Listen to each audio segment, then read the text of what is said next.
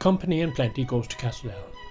In the summer season especially, and young forms flit about the stately tennis courts and croquet grounds, and the lovely old gardens are promenaded, and the beautiful parterres wandered through, and the magnificent walks guarded by ash and beech and chestnut are bright with pretty women in pretty dresses, and men who ride and drive and cycle over to enjoy games and social converse, and have recherche tea on the lawn.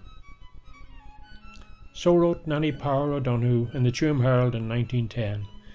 Well, ash and beech and chestnut still guard the magnificent walks, but today the great white mansion, solid and square with many windows, is guarded and cared for by one man. For almost half a century, Micheál Keaney has been man of Castleell. In 1974, I saw a tiny little advertisement in the Connacht Tribune, a semi-derelict house for sale with 9 acres in Athenry area. So the public auction, Land Commission had a public auction on the front doorstep, and I had a meeting in Galway that I couldn't attend, so I asked a friend of mine, David Mullins, to go out and make a bid on it. So I couldn't believe it. The next day they told me the place bought. So I thought I had hope in hell against it. But the fact was so run down anyway, you see, there wouldn't be that many people who would have the courage and the vision. You know, I was a bit half mad. People thought I was half mad, and some of them still do. His family members, there were various houses that I remembered being in when I was really little. But it was a world that I'd sort of moved away from, and suddenly there was in Castleell, and it all came back, and it opened a world of the North Galway great houses to me, and the stories. They came to Ireland with Oliver Cromwell. I think he was a major general in his army, and for services rendered to Cromwell, he gave them, instead of giving them a pension, he gave them property in East Galway, and three of the Lamberts built houses in East Galway: Castleell and Castle Lambert and Agard, and this is I think Agard is still there, but this is the most important house that they've had, is still left here. So that was a tremendous introduction to Castleell, and of course a tremendous introduction to Micheál Keaney, lurching out of the gloom and seeing his little paradise which he had created for himself. I didn't realise that he had already been in situ for several years by 1982. I think he moved in around 74 or something, but I didn't know that at the time. It looked as if he'd sort of hadn't moved in that long. But the one thing that possibly was a giveaway that he had been there for a while, because already Michael had amassed a great collection of stuff. There were all sorts of things in the house and in the grounds and the outbuildings, really remarkable things that, you know, was a total treasure trove. Even in those days, 1982, I didn't think there was room to cram in any more, but I was wrong, because Michael has crammed in a huge amount more subsequently. But it was amazing. It was a treasure trove. Driving down that rutted winter avenue to Castleell, you could feel the spirits of Charles Stewart Parnell and Oscar Wilde and Edward Carson, all the big families of North Galway, and I suppose East and South Galway as well, because they did travel great distances to go to parties.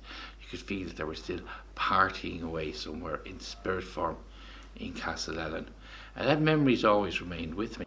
The wall garden as well, then around 1875, it appears from the ordnance maps that that was extended at that time, and the walls probably apple trees, pear trees, and the apple trees that were planted there then, they came into maturity at different times, so that it didn't all come together, you know. It was well planned, and the only one entrance then was the vehicular entrance, and the lady of the house then, she would walk out the front door, and there was special paths for her into a doorway in the wall garden, and that doorway is still there. And then at some stage then they stripped the stone from the courtyard. It was a cut stone courtyard. Took them 7 years to build it, and it was one of the 3 finest courtyards in the whole of Ireland, like, you know. And it was faced with cut stone, and the cut stone could be easily salvaged and taken elsewhere. It was a crime at the time, like, but I often say if the place was any better, I couldn't afford to buy it. No. And when Michael showed me around, and it was a very gloomy evening, it was very much a sort of Victorian twilight, when there were great big fires in open fireplaces, but the beautiful fireplaces were gone. There were just sort of cave-like rooms in the gloom with just holes in the walls, which were the chimneys, and the amazing stable yard, the fantastic stable yard, which is one of the finest stable yards in the whole of Ireland, had been ravaged because the previous owners, I think, had sold the stone to build the campanile of Portumna Church. So I drive through Portumna all the time in those days, going back home to Tipperary. And from then on, any time I drove past Portumna Church, I thought, oh, that's a bit of Castleellen I'm actually looking at there. Yeah. Carson's, Edward Carson's mother was born in this house, and her name was Isabel Lambert, and he studied law, and he was at Trinity College, Dublin. He had a good buddy, Oscar Wilde, and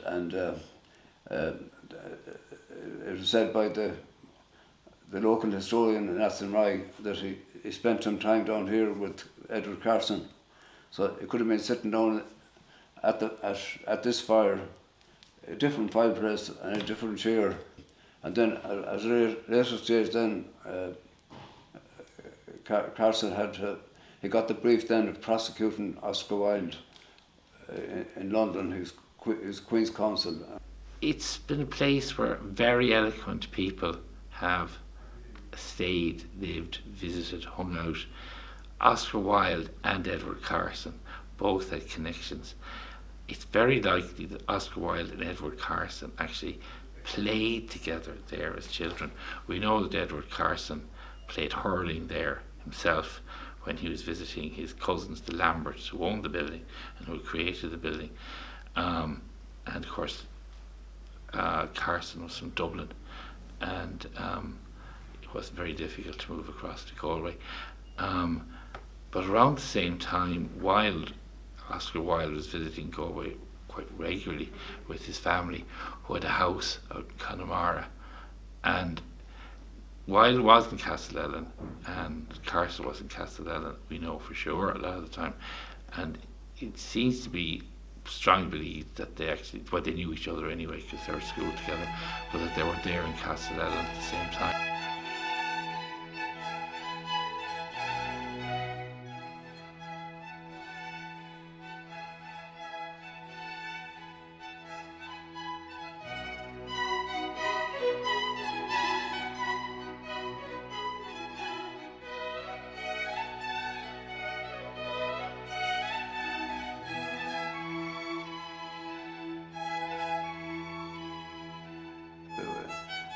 One of the Lamberts that lived here, I can't which it was, but it was a fairly big family, and about 5 or 6 children, or 7 maybe, and the youngest one then was Nanny. They called her Nanny Lambert, and she was she was the shaking of the bag, you know. So anyway, Nanny Lambert then she was very fond of side saddle riding, and she was a great advocate of side saddle riding, and she's a great believer in women being allowed to hunt without their husbands, which is sort of no-no.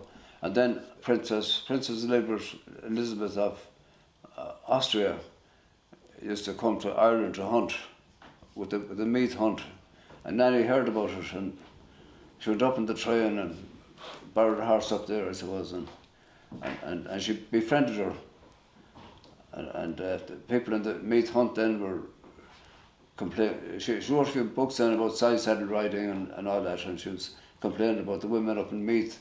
They were very grand altogether, and they weren't turned out the way they should be, and they had dirty boots. And then my mother told me a story that when she was a little girl and she wasn't pursuing her studies as a school child in up near Tuam where she lived, she was told that all she would be good for was minding the foxhounds at Castleellen, because when she was growing up, Castleellen was where the hunt kept their hounds.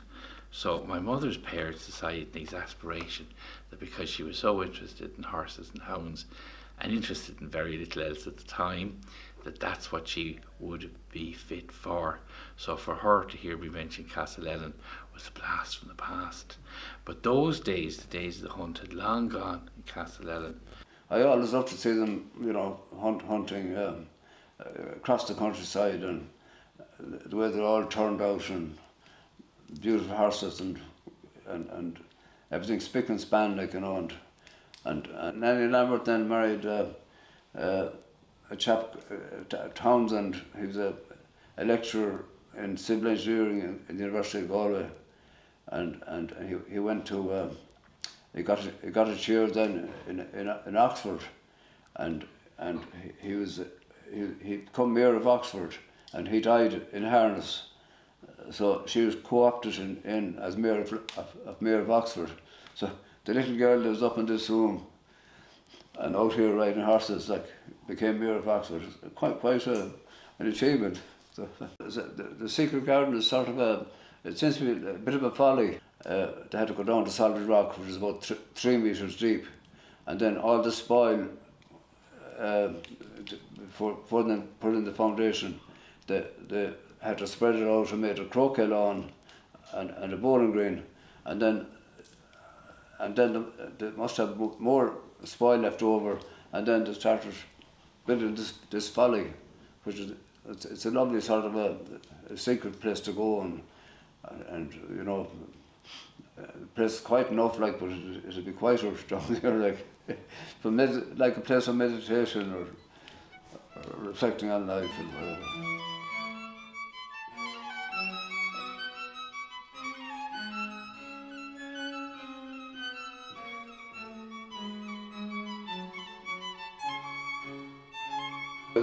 I was young and energetic, and I had no fear. I was a bit more optimistic than and then at that time, then I said if I couldn't handle the cost, I could always carve up the turkey amongst other people, that sell bits of it to. I had a fallback situation. It was so logical and obvious, but it was very, very exciting. Very exciting.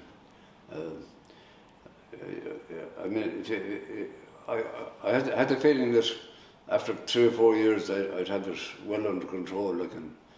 I have it about 45 years now, and there's still an awful lot to be done. It's very enriching to hear somebody appreciating things that I appreciate. It can be a lonely place when you see beauty in something other people don't. Shilly and scared. It would still be called the Castleellen, where the criterion to be somebody is not birth, but what you do that is interesting, imaginative and exciting and artistic and worthwhile. So that's the true aristocracy, the aristocracy of imagination and insight. And Michael has always been able to attract fellow members of that brilliant club. Oh no, like once you come in that gate, once you come in the front gate or the back gate, you go back 200 years. Like, there's very little change, you know. And there's great hunger in people for that sort of thing now. I mean, the whole world's gone sort of tremendous sameness, gone airports and motorways and people rushing here and rushing there. Like, and it's very important to come into a place and sort of recreation. Just listen to the birds singing and see the wild flowers growing without let or hindrance, year after year. I find it's probably one of the best medicines you could have. Like, is activity, you know, and instead of doing exercises that you get exercise as you're doing something, you know. And if you get your head around something and you want to do it, you get tremendous energy. You know, it's a combination of and you sleep better at night time, and if you know. Everybody, 20, 30, 40 people sitting around a fire all evening on a cold, dry, clear night in November, having the best of fun. And Michael presiding over it like a sort of an ancient Irish mythological character who would be like half ghost, half spirit, but entirely magician. Well, I'd hope that it'll be kept improved on what's done so far. Like, you know, it's got tremendous potential. I think, you know, not to copy what other people are doing as regards activities, like just peace and quiet and recreation and crafts and arts and inspiring. Like, you know, I mean, we've had parties here, and people come from all over, you know, and they all leave the place with some kind of a memory. You know, never forget it. And I've over the years, I've brought in artists off the street, like, and they've gone to fame. And Galway Art Club had a wonderful exhibition out there. There's been several exhibitions out there over the years, films made, photo shoots created, television programs made. There was a television program of which two bossy people from England decided that they would make a program about Michael try and tidy up Castlellen. In its prime, the upstairs quarters would have boasted 6 luxurious bedrooms, featuring ornate fireplaces, gleaming floorboards and 4-poster beds. This is my office. Or it was intended to be my office. It hasn't turned out that way. To be restored so that my grandchildren could stay here. I imagine Michael got a fairly decent fee for it. I imagine Michael had no intention of paying a heed to a word they said, because there didn't seem to be much difference before and after.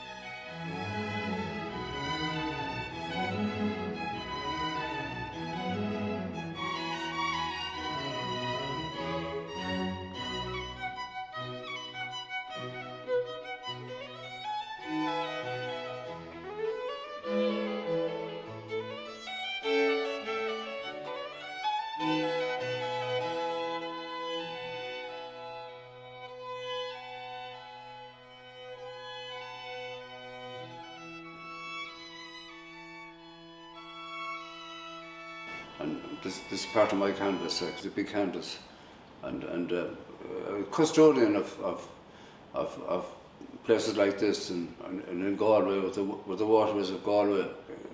I kept bits of things alive, so that the next generation can sort of build on that.